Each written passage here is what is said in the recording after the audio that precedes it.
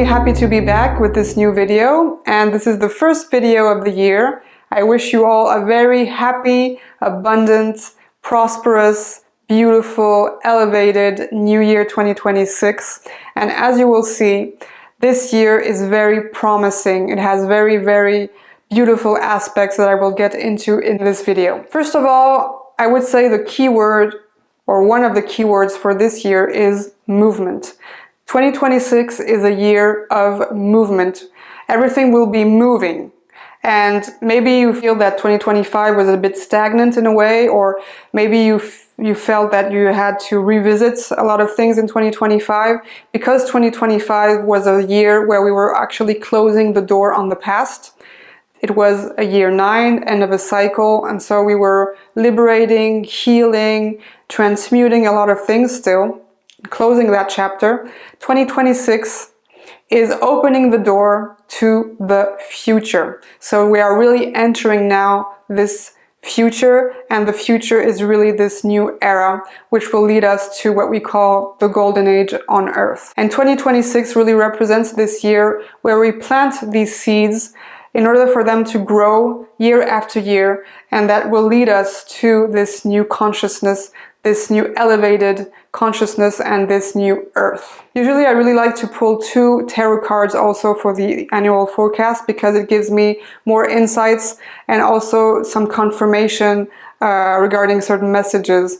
And this time, I really wanted to start off with the cards, because you will see that it is really the common thread for the entire energy of the year. And when I was shuffling the deck, these 2 cards literally just popped out. They jumped out of the deck like very quickly. So this also tells us about this, this movement of speeding up. Also, the energy of the year is really this movement speeding up. And the first card that came out is the Wheel of Fortune. I was telling you for quite some time, the wheel is turning, the winds are changing, and we are really in this new cycle with this card that represents cycles. So it represents end of a cycle and beginning of a new cycle. It is also the cycle of karma. I was talking about, like the karmic aspects in one of my previous videos, that we were still liberating a lot of karma by the end of 2025. So this also represents this liberation on a karmic level, but it really represents this new cycle and this new era that is beginning, and also represents this energy of movement.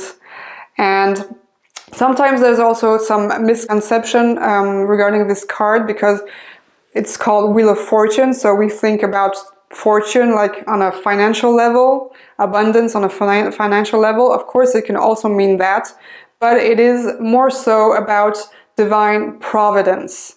So divine providence is really believing in the gifts that the universe will bring us. It is also believing in our lucky star.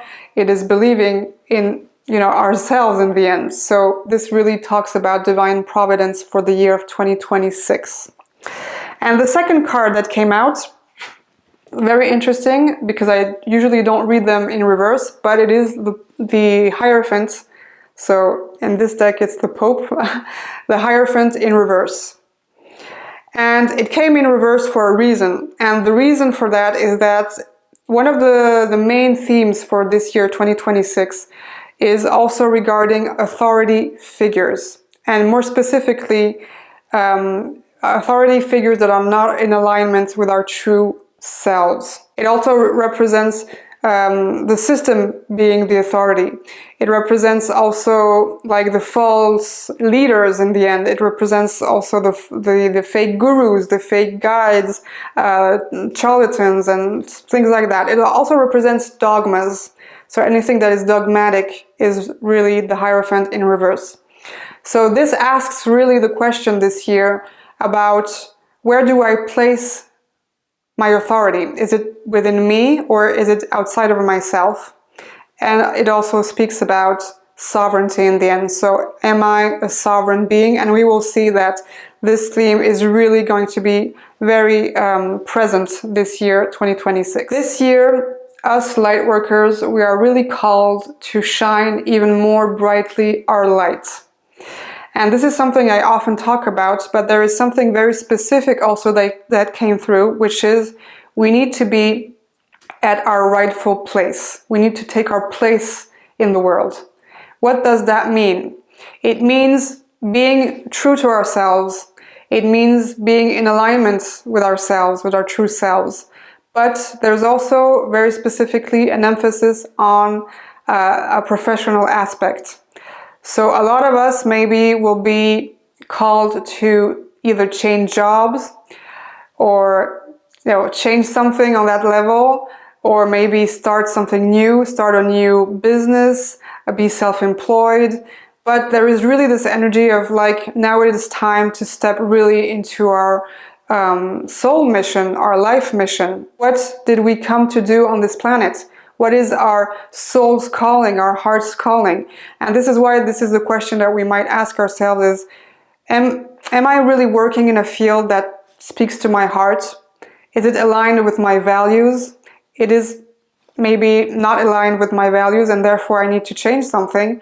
Is it in alignment with my soul, with what my soul came to offer to the world? Because the beautiful thing is really to see that what we're meant to bring to the world is actually our natural state of being. It is our soul.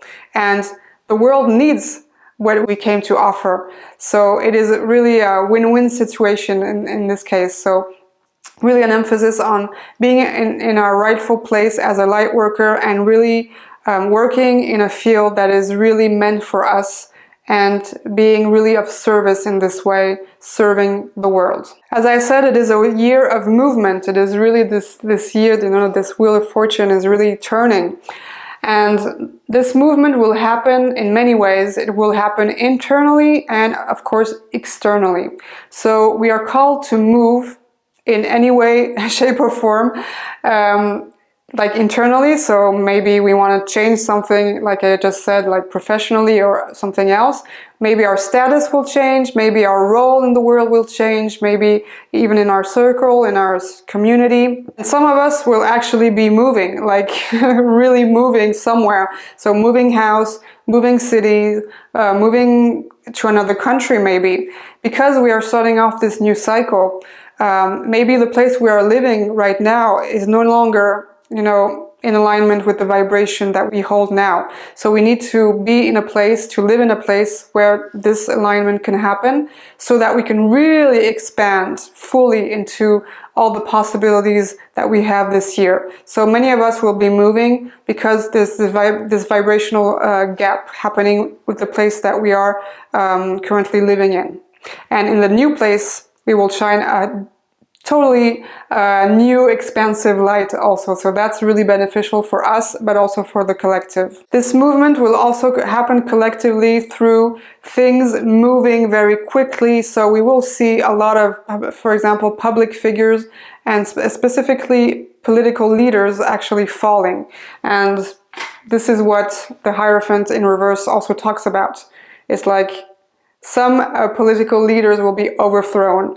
And again, this really, there's an emphasis on the aspect of authority, sovereignty. So a lot of the people worldwide, and it already started at the end of 2025, will take back their power. They will take back their sovereignty.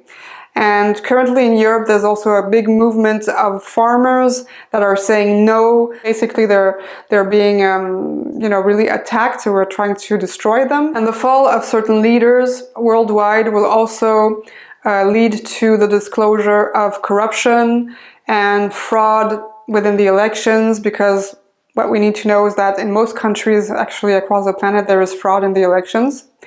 Yes. Also in what we call democratic countries. So that's going to be really seen more and more. And also what we are witnessing right now is the fall of the European Union as well.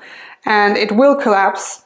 I'm not saying it's going to collapse, like its final hours will be in 2026, but probably, by 2028, 2029, it's going to be over for the European Union. It's basically like the USSR. In 91, it's going to collapse in the same way because it is not serving the people. It is actually this corrupt authoritarian entity.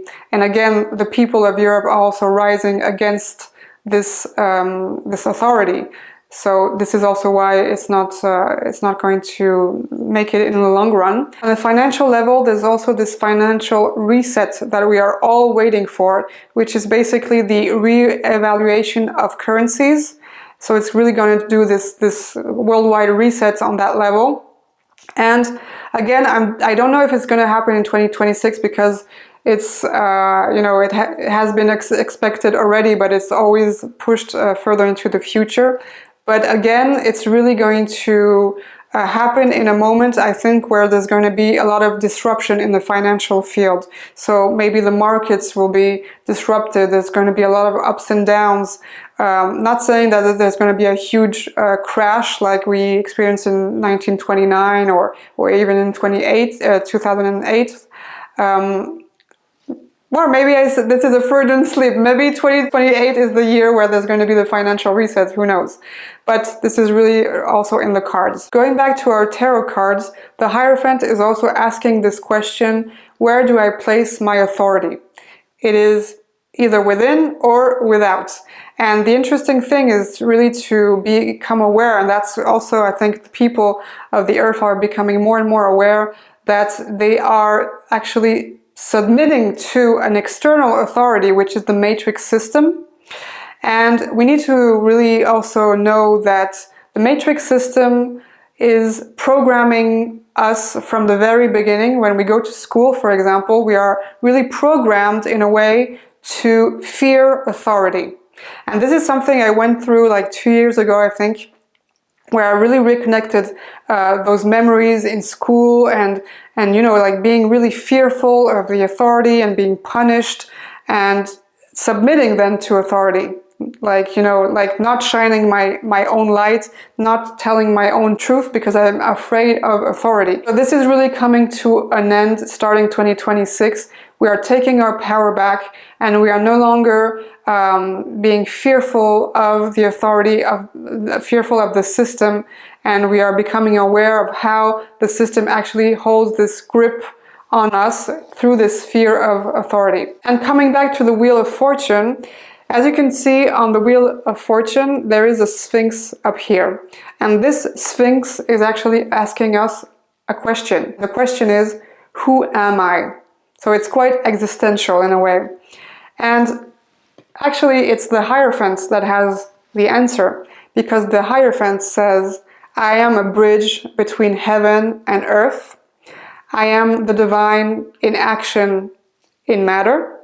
I am union and I am unity. So when we embody fully this Hierophant, this divine guide, this divine bridge between heaven and earth, then we are fully aligned with who we truly are, our true identity. We are aligned with our soul. We are aligned with our calling. We are aligned with our hearts. And we are here really to shine that truth and that light in this world. So this is really the answer when the Hierophant is upright. There's also a focus on being authentic, because we live in a world that is very fake. There's more and more, fake stuff out there, and AI certainly also contributes to that. Like everything seems fake, as everything seems phony, plastic, and people are fed up with that. So in 2026, there's really also a big emphasis on being authentic, and authentic people are going to attract more and more attention, because people need to feel a connection, and we cannot feel a connection with something that is fake. We can only feel a connection with something that feels authentic, and that's when we feel a really heart-to-heart connection. That's when we feel that we are connected to each other's souls as well. So in every field out there, authenticity is really going to come very strongly in 2026, because we need it very badly. And people are going to be more and more attracted to that, and less attracted to the fake stuff, what is on social media, AI, etc., etc. And also in the spiritual community, there are a lot of people out there, spiritual guides or teachers or whatever. They do not feel authentic a lot of the time. They don't feel like they are really embodying what they are teaching. And more people are going to be really attracted to those guides and spiritual leaders that really have this authentic side in them. And again, they're going to be a little bit fleeing like the fake gurus, the fake spiritual leaders, which is the Hierophant in reverse. With this new cycle, there's also a focus on physical and mental health, and especially physical health, like healing our physical body. Because the physical body has been through so much in these past years, we have been so, like either feeling extremely drained, tired, or healing all the time, transmuting all the time, liberating a lot of stuff that we carried on an emotional or energy level. And so the body is really like crushed. The body really needs some care right now.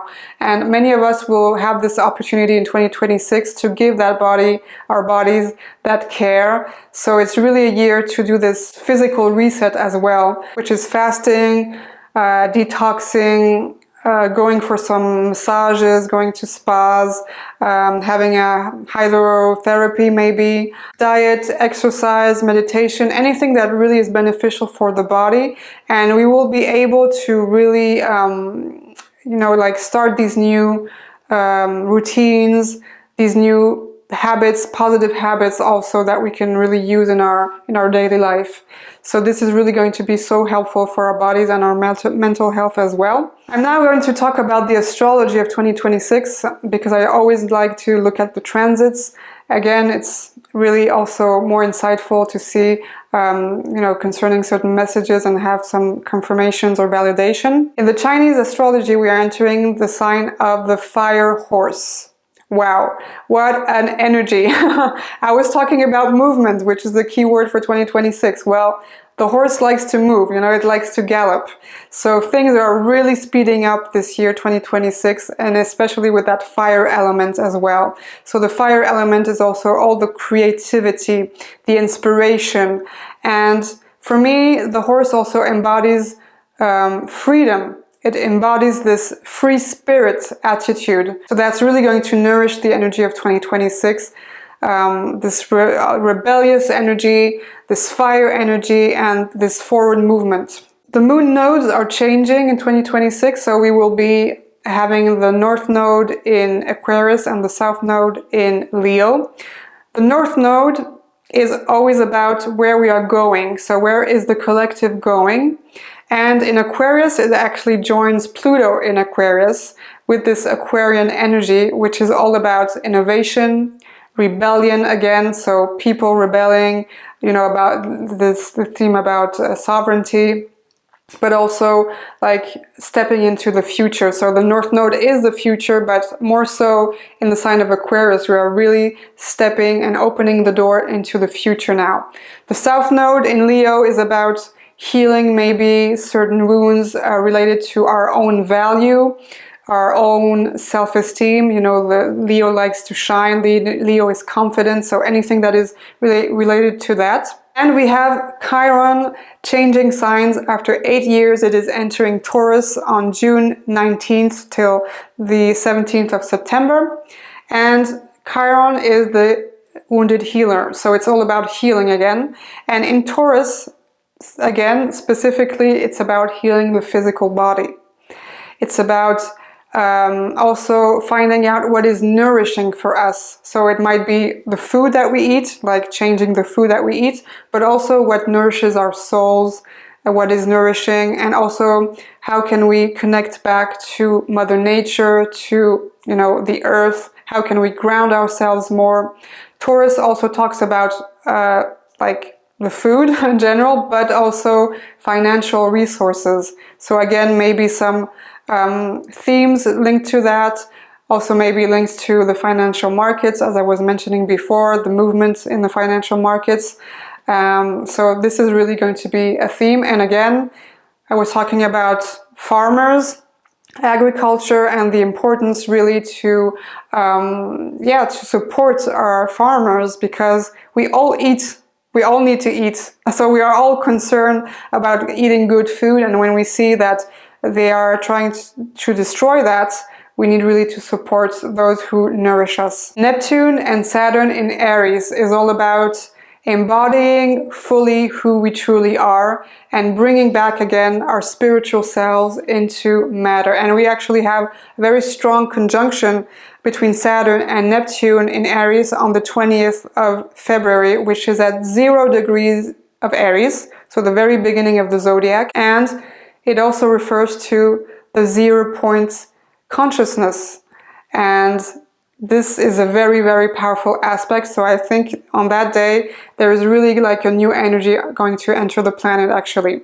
And it's really when the mystical actually comes into the matter. So mystical Neptune into the matter, Saturn. Then Jupiter is entering Leo on the 29th of June, and it will stay there until the July 25, 2027. So Jupiter is the planet of expansion. In the sign of Leo, it's all about expanding our light. It's all about expanding our creativity. Leo is also connected to the child. So childhood is connected to the sign of Cancer, but Leo is really the child, the playful child, the creative child, the child that likes to play, that is in this lightness of being.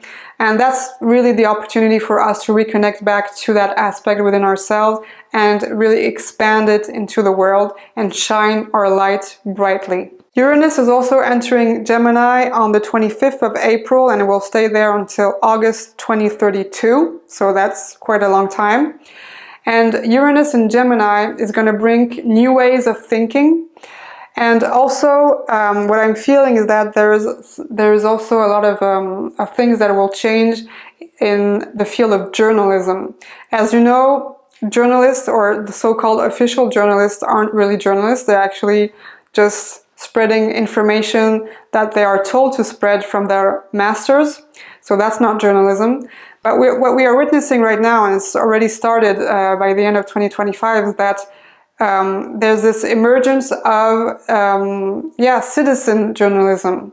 So anyone can be a journalist, and we've had an example recently where there's this young man, I think 23-year-old, who just went with his camera and a microphone, and he actually put to light a huge, massive fraud and corrupted state in the US. So that was really huge on X, for example, which is actually the #1 platform for information right now. So we are going to experience more and more of that. So almost like people who are practicing citizen journalism and giving a lesson of journalism to the official journalists out there. So really a revolution in that matter. And also Uranus represents anything that is extraterrestrial, galactic. So I was saying in my video on 3i Atlas, that's also something that is coming, that we are going to see more and more disclosure of the UFO files, the ET out there, or living inside the planet. So that information is going to come forward more and more with that aspect. And finally, let's talk about the eclipses. So we will have a solar eclipse, an annular solar eclipse on February 17 in Aquarius. So there's a lot of Aquarian energy in 2026. We're really starting off strongly with that sign. There's a total lunar eclipse on March 3rd in Virgo. Then a total solar eclipse on August 12th in Leo. So that's really a one to watch, because it's happening just after the famous Lionsgate portal on the 8/8. So I will be talking about that definitely. And also a partial lunar eclipse on August 28th in Pisces. So as you can see, there's a lot going on in 2026. It is a year of innovation, it is a year of movement, it is a year where our creativity is going to be off the charts. Some of us may have felt that in the second part of 2025 as well, but even more so in 2026, we will be able to express our creativity, our truth, to be in our rightful place, and to really step forward as a collective into the future, which is the golden age, which is the new earth. And in my previous video, I was also mentioning the splitting of two worlds, two earth, two different timelines, one that is going to destruction and one going to ascension. And in order to see on what timeline we are and how to also determine how to go to one or the other, I really invite you to go see that video so that you will also know that you are on the right timeline, which is the Ascension timeline. I hope you enjoyed the video and that all this information was helpful, and I will see you soon with another video. Take care. Sat Nam.